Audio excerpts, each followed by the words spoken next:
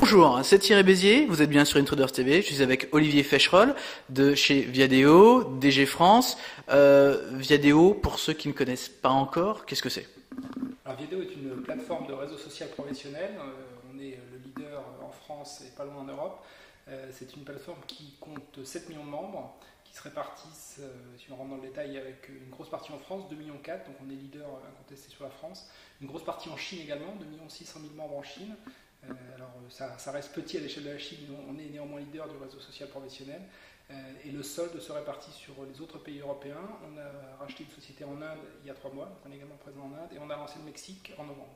D'accord. Alors c'est intéressant parce que c'est vrai que pour, j'ai envie de dire, l'industriel français, Viadeo c'est une entreprise très franco-française. À quoi est due cette image, à votre avis? Alors c'est vrai que Viadeo au départ c'était Viaduc. Viaduc était une société française, ça a justement changé de nom pour préparer l'internationalisation. Et la France étant le gros marché historique, c'est vrai que les early adopters ont encore en tête cette société française qui à l'époque n'était qu'en France. Mais c'est vrai que Internet ça va vite, le réseau social pro ça va aussi très vite. La société elle a beaucoup changé et aujourd'hui on est beaucoup plus présent ailleurs qu'en France, même si on reste, j'allais dire, bien implanté en France. Le siège social de la société est en France et on est leader incontesté en France. Donc voilà, je pense que ça explique une partie de ce petit décalage entre l'image et la réalité de l'implémentation de Viadeo aujourd'hui. Alors, Viadeo, on le connaît, c'est ce fameux outil qui nous permet de construire un réseau professionnel. Sur Viadeo, il y a particulièrement beaucoup de fonctions. S'il n'y avait que quelques fonctions à retenir, les plus importantes, ce seraient lesquelles?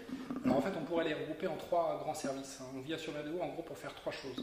Première chose, c'est on vient faire du social network avec ses contacts professionnels. Puis on va retenir en une phrase, si on veut faire du Facebook, mais dans un contexte professionnel.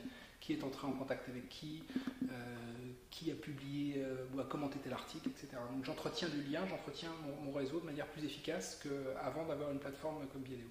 Deuxième utilisation, je viens sur Viadeo pour développer mon business. Donc développer mon business, ça veut dire quoi? Ça veut dire trouver des clients, trouver des partenaires, trouver des fournisseurs, gérer ma visibilité, prouver mon expertise, préparer des rendez-vous, connaître mon interlocuteur, etc. Donc tout un tas de propositions de valeur qui, en fonction de son segment d'activité, vont vous permettre d'être meilleur que si vous ne l'utilisez pas. Et troisième source de motivation pour aller sur Viadeo, c'est la gestion de carrière. Donc ce qu'on appelle la gestion de carrière, c'est pas forcément uniquement la recherche d'emploi pratique, ça peut l'être, mais c'est aussi sa visibilité sous l'angle professionnel, se faire chasser, se faire voir par un futur employeur ou un futur responsable hiérarchique qui du coup va penser à vous lorsqu'il aura une mission ou un nouveau job à vous proposer. Alors ça c'est intéressant, cette transformation-là, est-ce qu'elle est mesurable aujourd'hui sur Viadeo? Oui, quand je vous dis que c'est 3 grands services, c'est justement parce que quand on observe les usages de nos membres, on se rend compte que peu ou prou, ils viennent pour faire ces 3 choses-là. Alors certains vont être plus axés emploi, certains vont être plus axés business, des commerciaux, etc. Certains vont être axés uniquement retrouver des anciens contacts, des anciens collègues, des anciens amis. Donc les 3 se cumulent, mais ce qui fait notre force, c'est justement l'alliance des 3. C'est le fait qu'on n'ait ni un site pur orienté business comme un Compass entre guillemets ou comme un autre site qui serait une bourse à commerciaux et où on se ferait sans arrêt solliciter. C'est pas non plus un site emploi, on n'est pas là que pour trouver des offres d'emploi, et puis c'est pas non plus un site juste de socialisation dans lequel il n'y aura pas forcément de modèle économique. C'est vraiment l'alliance des 3, c'est vraiment l'équilibre des 3 qui aujourd'hui donne de la valeur à la présence sur Viadeo. Alors dans l'industrie de l'internet, on connaît certains de vos concurrents. Est-ce qu'on peut d'ailleurs les appeler concurrents directs comme Xing et LinkedIn? Oui, voilà. En gros, c'est un marché qui est un marché mondial. Il y a 3 acteurs aujourd'hui qui ont une envergure mondiale, vous venez de les citer. C'est important de dire que d'ailleurs pour nous, Facebook n'est pas un concurrent. C'est vraiment au contraire, Facebook nous a fait à la fois du bien et du tort. Il nous a fait du bien parce qu'aujourd'hui, tout le monde sait ce que c'est qu'un réseau social. Parce que voilà, en allant sur Facebook, on a compris la façon d'utiliser. Il nous a fait un peu de tort dans le sens où aujourd'hui, la gestion professionnelle est construite à l'opposé de la gestion des données, en tout cas, est construite à l'opposé de celle de Facebook. Chez nous, ce qu'on appelle la privacy, donc les données personnelles des membres sont vraiment extrêmement importantes, on ne les cédera jamais, et on est très respectueux de ça, et on offre la possibilité très facilement à nos membres de paramétrer pour dire cette information, je veux qu'elle soit publique ou pas. Donc voilà, ce monde-là entre le Facebook et l'univers professionnel est assez bien segmenté. Après, à l'intérieur, on se considère effectivement concurrent des autres sites. Mais ce qui fait la différence, c'est notre positionnement. Et je vous l'ai dit avec les présences en Inde, en Chine, on a vraiment la volonté d'être présent localement et pas juste en traduisant les sites. J'ai envie de dire, c'est assez facile de traduire les sites. Nous, on est présent localement avec des équipes et avec une adaptation aux cultures locales. Alors justement, c'était le sens de ma prochaine question. Quelles sont les différences flagrantes qu'il peut y avoir entre un Viadeo de France et un Viadeo d'Inde ou de Chine? Alors, évidemment, sur la Chine, le gap culturel est énorme. La plateforme, elle est uniquement en mandarin. La version anglaise, elle a quelques semaines, quelques mois, et j'ai envie de dire le succès du site Tianji, puisqu'en fait, c'est pas sous la marque Viadeo, c'est sous la marque tianji.com. Son succès s'est fait sur un site qui était full mandarin, avec des pratiques de l'internet et des pratiques par exemple de ce qu'on appellerait les forums ici, qui sont complètement différentes en termes d'usage de ce qu'il y a en Europe, mais c'est en gardant ça, c'est en s'adaptant à la façon dont on fait le business en Chine qu'on a rencontré le succès. Idem pour l'Inde, je vous donne un exemple un peu anecdotique, mais qui est assez rigolo. En Inde, l'horoscope est une donnée qui est très professionnelle. Ce n'est pas une donnée de magazine féminin, c'est une donnée qui est professionnelle, et un professionnel ne va pas forcément signer un contrat si son horoscope lui indique que ce n'est pas le bon jour. Voilà le genre de choses où en France, ou en tout cas même en Europe, ça ne fait pas beaucoup sens. Donc être local, c'est ça, c'est coller à la façon dont on fait du business local, et c'est privilégier le business entre locaux qui représente 90% de la réalité économique d'un pays.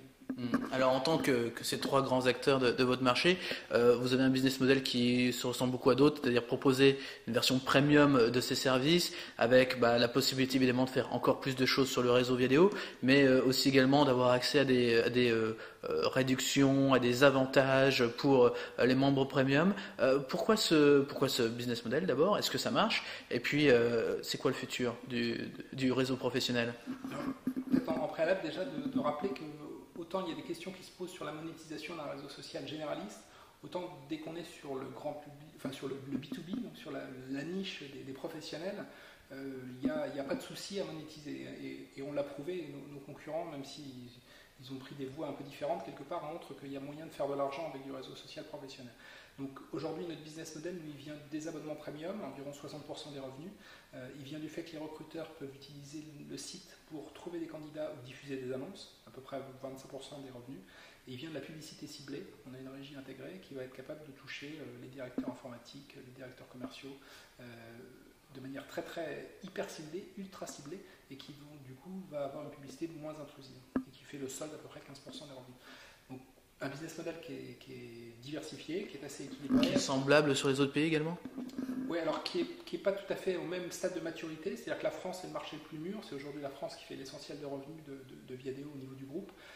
Pour j'ai envie de dire, activer les revenus premium, il faut déjà avoir une taille critique, une masse critique de membres qui permet d'activer ces revenus. Donc, par exemple, sur la Chine, même s'il y a 2 600 000 membres aujourd'hui, on considère qu'on n'est pas loin de cette masse critique, mais on n'y est pas encore forcément tout de suite. Donc aujourd'hui, en Chine, le site n'a que des revenus B2B, il n'a pas de revenus B2C, le site est entièrement gratuit pour les utilisateurs locaux. Mais ça va venir, puisque j'ai envie de dire, dès qu'on aura atteint cette masse, on va pouvoir activer cette source de revenus. Alors la masse de vos clients, à vous et à vos concurrents, elle est assez infinie, elle est très très grande. Mais aujourd'hui, si je suis un utilisateur payant LinkedIn ou Xing, pourquoi partir chez Viadeo? Alors, si vous faites du business en France, il n'y a pas photo. Aujourd'hui, le gros de vos contacts seront sur Viadeo. Ils seront à coup sûr pas sur Xing et ils seront sur LinkedIn que si vous êtes dans un secteur qui soit très high-tech ou avec une relation massive à l'international avec des boîtes américaines. Mais en gros, le business local en France, il se retrouvera majoritairement sur Viadeo. Deuxième argument, c'est qu'aujourd'hui, c'est quand même assez pénible de maintenir son profil dans des réseaux sociaux différents. Donc il vaut mieux en choisir un et le gérer. Donc le conseil évidemment que je vous donne, c'est que si vous êtes en France et que vous faites du business en France ou avec les pays que j'ai cités, donc on est assez fort en Espagne, en Italie, un petit peu en UK, en Inde, en Chine ou au Mexique, évidemment si vous êtes en lien avec ces pays, il vaut mieux aller sur Viadeo. L'autre caractéristique, l'autre différenciation que je mettrais par rapport à nos deux concurrents, c'est qu'on est un site qui est peut-être un peu plus équilibré, donc quelque part un peu plus chaud, avec une vie communautaire, des groupes, ce qu'on appelle les hubs dans notre jargon, qui est beaucoup plus riche, beaucoup plus vivante, à l'opposé de certains sites qui sont peut-être un peu froids, dans lesquels on va juste mettre son profil un peu en mode vitrine et on attend d'être contacté souvent pour des jobs. On a cette partie job, mais on a aussi cette partie communautaire. Donc on a un usage qui est peut-être plus chaud, quoi. Alors justement, peut-être pas une statistique que vous avez en tête, mais quelle est la part des contributeurs, acteurs du réseau et ceux qui ne contribuent pas mais qui consomment justement ces contenus? Alors la contribution, ce qui est différent, c'est qu'il y a plein de façons différentes de contribuer sur Viadeo. On peut envoyer des messages à des membres, on peut les ajouter à son réseau de contact pour le faire grossir, on peut partager des articles, on peut répondre à des questions, en poster des annonces, poster des événements. Donc c'est assez difficile de dresser un portrait robot type de nos utilisateurs. Justement, nos utilisateurs, ils sont multiples. Quand vous avez 2 400 000 membres en France, forcément vous avez des gens très différents qui du coup ont chacun une utilisation particulière du site. Donc certains vont être très actifs dans les événements, d'autres dans les commentaires. Après, on est sur un site dans lequel on retrouve, un peu comme partout sur Internet, des gros utilisateurs très contributeurs, une majorité de personnes qui vont se contenter de réagir à des sollicitations ou d'émettre des messages avec des gens qu'ils connaissent, et puis effectivement des inactifs. Donc j'ai envie de dire, là on est sur un modèle Internet classique, mais avec une personnalisation, une implication. On ne parle toujours que de moi ou de mes contacts, donc on a une implication qui est beaucoup plus forte. Et les taux de réponse, par exemple, sont bien meilleurs que sur d'autres sites. Alors l'avenir de Viadeo, ça va être quoi alors? À quoi on peut s'attendre? Plus de fonctionnalités ou encore agrandir la base ou pourquoi pas de la promo ou... Alors, ouais, l'avenir court terme, par exemple, c'est une offre pour les freelances très, très bientôt, dans quelques jours, quelques semaines. L'idée étant de proposer à tous les freelances, entrepreneurs, indépendants, de les aider à trouver du business en ces temps de crise. On pense que c'est un service qui correspond bien. Un peu genre place de marché? Alors plutôt promotion de sa visibilité, gestion de sa visibilité sur Internet. Je suis un webmaster indépendant où je fais de l'intégration HTML. Comment faire pour que les donneurs d'ordre m'identifient et pensent à moi pour me solliciter pour leurs besoins? Donc voilà, une offre spécifique qui va sortir bientôt. On est dans un process de refonte de site qui a commencé en début d'année, qui va se poursuivre jusqu'à toute la fin de l'année 2009. Donc ça a commencé par une refonte du tableau de bord. On va avoir assez vite, là aussi en juin, une refonte du profil, un nouveau logo, un nouveau design.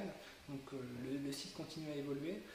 Au niveau de l'international, on est toujours à la recherche d'opportunités, donc il y aura peut-être d'autres opportunités de croissance qui vont se présenter à nous dans les prochains mois. Voilà. Puis après, toujours faire de la croissance, améliorer le fonctionnement du site et essayer de trouver des nouveaux services pour coller aux attentes de nos membres. Dernière question, alors vous nous avez parlé de l'Inde, de la Chine, du Mexique. D'ailleurs, intéressant, le choix du Mexique. Il y a une raison particulière, une acquisition peut-être ou... Alors, non, l'Inde et la Chine, c'était des acquisitions. Le Mexique, on s'est lancé en propre. Le Mexique est un pays très intéressant. C'est un pays qui est central, justement, et qui nous permettra de prendre appui sur le continent américain vers le nord, vers le sud. D'autre part, on était assez fort en Espagne et on a du coup, par l'intermédiaire de la proximité linguistique, trouvé dans une société qu'on a rachetée en juin dernier pas mal de membres mexicains. Donc on a estimé que c'était le bon moment et que le marché avait le potentiel pour lancer le Mexique et créer cette fameuse masse critique qui nous permettra d'activer successivement les revenus. Donc c'est une histoire d'opportunité, puis ça venait aussi renforcer notre positionnement Europe plus pays émergents, qu'on essaie vraiment de renforcer dès que possible. Merci beaucoup Olivier, DG France du premier réseau professionnel de France, Viadeo. Merci. Merci.